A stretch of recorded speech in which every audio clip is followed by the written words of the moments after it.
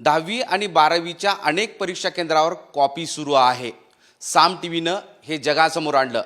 त्यानंतर अनेक परीक्षा केंद्रावर खाजगी कोचिंग क्लासेसचे शिक्षक हे पर्यवेक्षक म्हणून काम करतायत आणि तेच शिक्षक विद्यार्थ्यांना कॉपी पुरवतायत। विशेष म्हणजे संस्थाचालक मुख्याध्यापक त्या शिक्षकांना पर्यवेक्षक म्हणून घेतलेला आहे।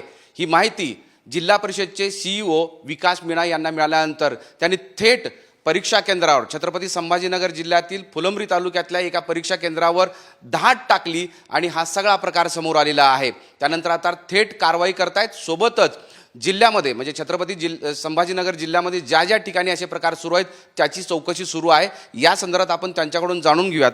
सर, काय नेमकं तुमच्या समोर आलेलं आहे आणि या संदर्भात तुम्ही चौकशी करताय आणि सोबतच कारवाई काय करताय ते आम्हाला सांगा। सर्वात महत्त्वपूर्ण की फुलंब्रीमध्ये जे शाळा मी तपासणीसाठी गेलो होतो त्यामध्ये फक्त कॉपीच्या प्रकरण आम्हाला म्हणजे माहिती मिळाली होती। त्याच्यानंतर मी स्वतः त्या ठिकाणी भेट दिली आणि मास प्रमाणात त्या ठिकाणी कॉपी आपल्याला दिसून आली। त्यामध्ये महत्त्वपूर्ण असं आहे की मुलांना कॉपी करण्यासाठी पुस्तक पण त्या ठिकाणी उपलब्ध होती। छोटे झेरॉक्समध्ये एकच पानामध्ये शॉर्टमध्ये झेरॉक्स केल्यानंतर ते चिट बनवतात तसा रीतीने ते खूप मोठ्या प्रमाणात त्या ठिकाणी उपलब्ध होती। तो प्रथमदा असा दिसून आला की त्या संस्थाची त्यामध्ये इन्व्हॉल्वमेंट आहे आणि त्याच्याशिवाय असा रीतीने मास कॉपी होऊ शकत नाही। त्याच्यानंतर आम्ही लगेच आमची पूर्ण टीम रात्री एक या 1:30 वाजेपर्यंत पोलीस ठाण्यामध्ये बसून त्यांना FIR दर्ज केली। सगळी टीमला त्यामध्ये त्याचा सहभागी असल्या कारणामुळे सगळ्यांवर मास कॉपीचा आरोप केला आणि त्याच्यानंतर FIR दर्ज झाल्यानंतर पुढच्या आमच्याकडे अशी तक्रार आली की त्या संस्थाचे जितके बी इन्व्हिजिलेटर आहे ते एक दुसरी खाजगी संस्थाचे आहे आणि सोबत काही कोचिंग इन्स्टिट्यूटचे आहे।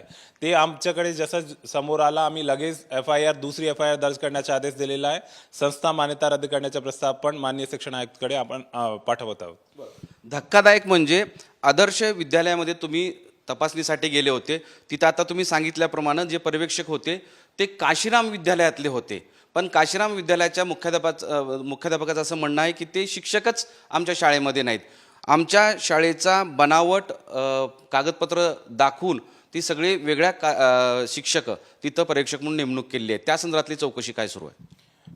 नाही, महत्त्वपूर्ण तो आहे की आपल्याला विद्यालय पोर्टल असतो त्यामध्ये कोणत्या शाळामध्ये कोणकोणते टीचर आहे त्याची माहिती आपल्याला भेटतात।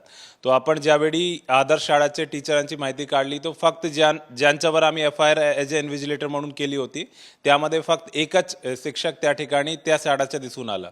तो इतर शाळांची आम्ही इतर जे शिक्षक आहेत त्यांची डिटेल काढली तर ते दुसरी शाळाचे होते आणि ते बऱ्यापैकी प्रमाणित होत आहेत की इतर शाळाचे टीचर त्या ठिकाणी इन्व्हिजिलेटर म्हणून त्या ठिकाणी कार्यरत होते आणि त्याच्यावर आपण 420चा गुन्हा दाखल करतोय आणि त्यासोबत इतर आपल्या जे कॉपीमुक्त अभियानामध्ये जितके बी गुन्हे आहेत ते त्यांच्यावर दाखल करणार आहे। बरोबर सर, आता तुम्ही ही मोहीमच हाती घेतलेली आहे की कॉपीमुक्त बोर्ड जरी करत नसेल तरी तुम्ही करण्यासाठीचा प्रयत्न सुरू आहे। आता कशा पद्धतीनं या सगळ्या चौकशा सुरू आहेत? प्रत्येक शाळेमध्ये जिथं परीक्षा सुरू आहेत तिथे तपासणी कशी सुरू आहे? नाही, कॉपी मुक्त मोस्टली आपल्याकडे एक सामूहिक अभियान आहे। त्यामध्ये जिल्हाधिकारी साहेब, माननीय पोलीस अधीक्षक साहेब आणि सगळ्यांचा कॉपरेशन आहे। शिक्षण डिपार्टमेंट स्वतः ते काम करू शकत नाही, पूर्ण जिल्हा प्रशासनाने ते काम हाती घेतलेलं आहे। आमच्याकडे मोस्टली असा रीतीने प्रकरण येत नाही की म्हणजे मास कॉपी होतात। कोई छोटे चिटिंगच्या प्रकरण विद्यार्थी स्वतः चिट घेऊन आला आणि ते चिटिंग करत आहे असा रीतीने मागे खूप बोर्डाने कारवाई केलेली आहे। पण मास कॉपीचं प्रकरण प्रथमदा या ठिकाणी दिसून आला आणि त्यामध्ये इतर लेयर्स आपल्याकडे समोर येतात।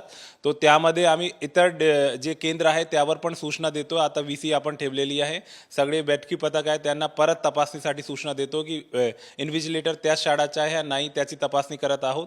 सोबत इतर ठिकाणी ज्या ठिकाणी आम्हाला असे रिपोर्ट येतात की ज्या ठिकाणी कॉपीची शक्यता आहे त्या ठिकाणी मी स्वतः जिल्हाधिकारी साहेब या इतर आपले जे वरिष्ठ अधिकारी आहे ते स्वतः त्या ठिकाणी जाऊन भेट देतात आणि लगेच कारवाईचं आम्ही या ठिकाणी आश्वासन देतो। कोणतीही संस्था आम्ही म्हणजे माननीय जिल्हाधिकारी साहेबांना ऑलरेडी आदेश काढला होता की कुठेही झेरॉक्स कॉपी 1 किलोमीटरच्या आसपासच्या परिसरामध्ये होणार नाही, जास्त गर्दी केंद्रावर होणार नाही आणि त्या संदर्भात डिटेल ऑर्डर काढलेला आहे। तरी पण अंमलबजावणीमध्ये ज्या ठिकाणी चूक होते, ज्या संस्थाची चूक होते, ज्या केंद्राची चूक होते त्याच्यावर कारवाई आमचे वरिष्ठ पातळीवरचे जितके अधिकारी व्हिजिटसाठी जातात त्यांच्या मार्फत आपण कारवाई करतोय आणि नक्कीच आपण हे पूर्ण एक्झाम कॉपीमुक्त वातावरणामध्ये करणार आहे असा आपला जिल्हा प्रशासनाचं धोरण आहे आणि त्याच्या मार्फतच ही कारवाई आज रोजी चालू आहे। Thank you sir.